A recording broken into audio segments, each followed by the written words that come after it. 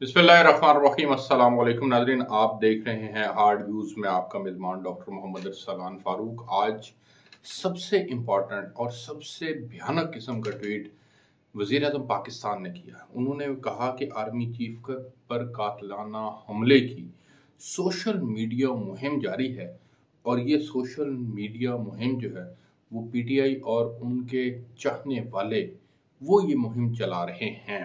ये इंतहाई अहम ट्वीट है, इंतहाई अहम बयान है जो वज़ीर आज़म पाकिस्तान की जानिब से किया गया है। 9 मई के यौम स्याह के लिए भी ऐसे ही ज़हन साजी की गई थी। 9 मई के मनसूबा साज, सहूलतकार और हैंडलर्स को दो टोक पैगाम है कि इनकी हर साजिश कुचल देंगे। उन्होंने कहा कि आर्मी चीफ और फौज के खिलाफ मजमूम शर अंगेज मुहिम शैतानी जहन की मनसूबा बंदी का नतीजा है। साजिशी जहन और अनासिर सियासी व मुआशी इस्तेहकाम के खिलाफ फिर से सरगर्म अमल हैं। वज़ीर-ए-आज़म शहबाज शरीफ ने मुतल्लिका अदारों को मीडिया मुहिम चलाने वालों के खिलाफ अंदरून और बैरून मुल्क कानूनी इकदामात की हदायत करते हुए कहा कि फौज और उसके सरबराह के खिलाफ मीडिया मुहिम आज़ादी इजहार के जुमरे में नहीं आती। उन्होंने मजीद कहा कि ये मीडिया मुहिम साजिश है जिसे पूरी कुव्वत से रोकना कानूनी फर्ज है। कौम इस घिनौनी साजिश को 9 मई की खाना जंगी की साजिश की तरह नाकाम बनाएगी। वज़ीर-ए-आज़म ने यह भी कहा कि मायूस अनासिर को बौखलाहट और मायूसी में नया बहरान पैदा नहीं करने देंगे। कौम अपनी फौज और उसके सरबराह के साथ खड़ी है। ये वज़ीर-ए-आज़म पाकिस्तान ने आज ट्वीट किया और ये बड़ा लंबा चौड़ा ट्वीट था जिसके अंदर उन्होंने अपनी तफसील के साथ जो है वो मजम्मत की है। लेकिन यहाँ पर एक जो चीज़ बड़ी अलार्मिंग है वो ये कि कौन है जो आर्मी चीफ को इस तरह से धमकियां दे रहा है या उनके खिलाफ कुछ सोशल मीडिया मुहिम चला रहा है। ये मुमकिन तो नहीं है, ये पाकिस्तान के अंदर तो ऐसे नहीं किया जा सकता, ना ये एप्लीकेबल है ना ये हो सकता है। लेकिन बहरहाल इससे दुश्मन जरूर खुश हो रहा है और दुश्मन की ख्वाहिश पूरी हो रही है और दुश्मन ये समझता है कि वो इस तरह से पाकिस्तान की आर्मी के और आर्मी चीफ के खिलाफ गुफ्तगू करके उनको कमज़ोर कर सकते हैं। ज़ाहिर है उनका मोराल जो है वो उस तरह से नहीं रहता, वो डिस्टर्ब होते हैं, उनकी एक्टिविटीज़ जो हैं वो डिस्टर्ब होती हैं और वो जिस तरह से जिस तनदही से उनको काम करना चाहिए वो उस जज्बे के साथ जो है वो फिर भी लगे हुए काम कर रहे हैं। लेकिन बहरहाल ये एक अलार्मिंग सिचुएशन है जिसके ऊपर जो है वो मैंने ना सिर्फ मैं भी इसकी मजम्मत करता हूँ कि इस तरह से सोशल मीडिया मुहिम नहीं चलाई जानी चाहिए, बल्कि ये हर मुहिब्बे वतन पाकिस्तानी जो है वो इसकी मजम्मत करता है। उस मजम्मत के पीछे रीज़न ये है कि पिछले एक महीने के अंदर हम अपनी 20 नौजवानों की जो है वो जामे शहादत नोश कर चुके हैं और वतन के लिए अपनी जान कुर्बान कर चुके हैं।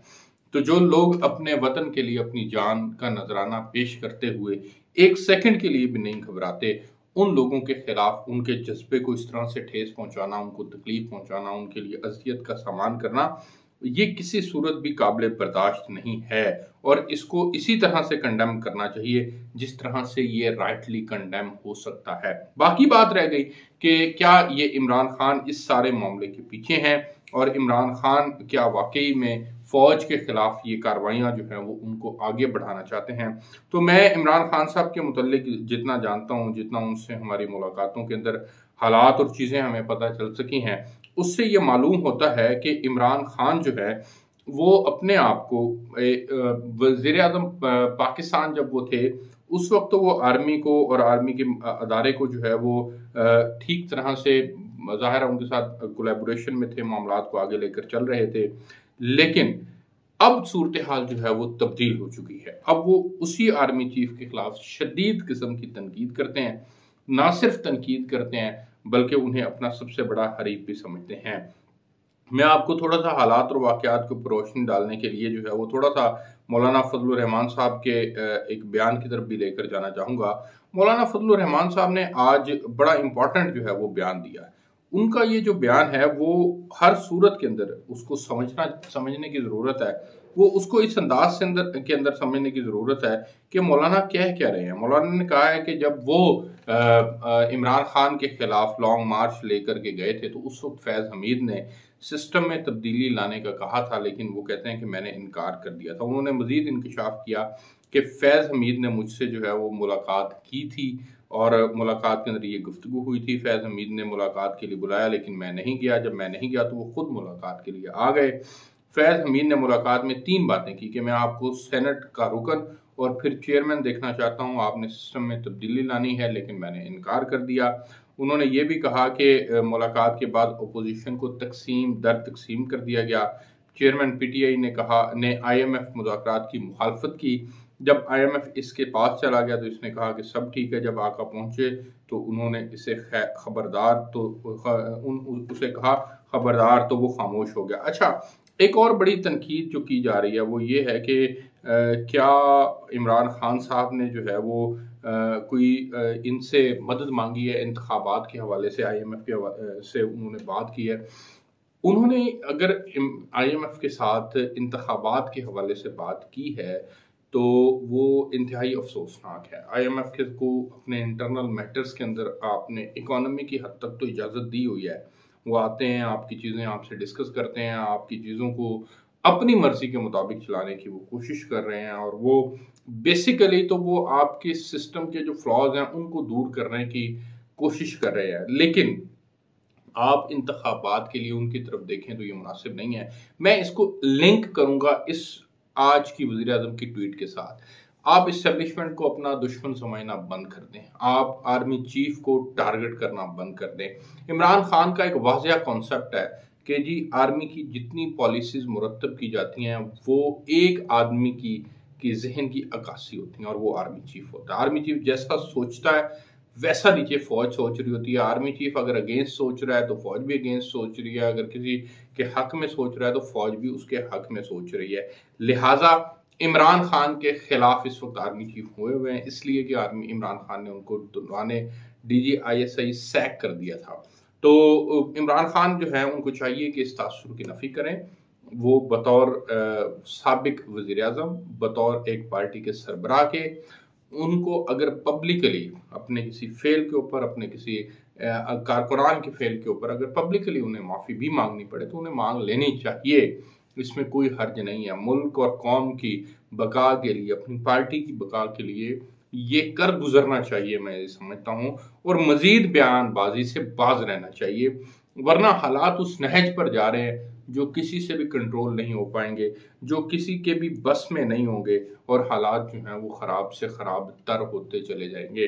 لہذا میں ایک بار پھر درد مندانہ اور مخلصانہ مشورہ دیتا ہوں عمران خان صاحب کو کہ خدارا اب خود بھی روکیں، اپنے کارکنان کو بھی روکیں۔ آپ انٹرنیشنل میڈیا کے اندر روز انٹرویوز دے رہے ہیں، آپ کے اوپر کوئی پابندی نہیں ہے، آپ social media platforms use کر رہے ہیں، آپ کے اوپر کوئی پابندی نہیں ہے، اور آپ اس کے اندر اسپیسیفکلی اسٹیبلشمنٹ کے خلاف بات کر رہے ہیں۔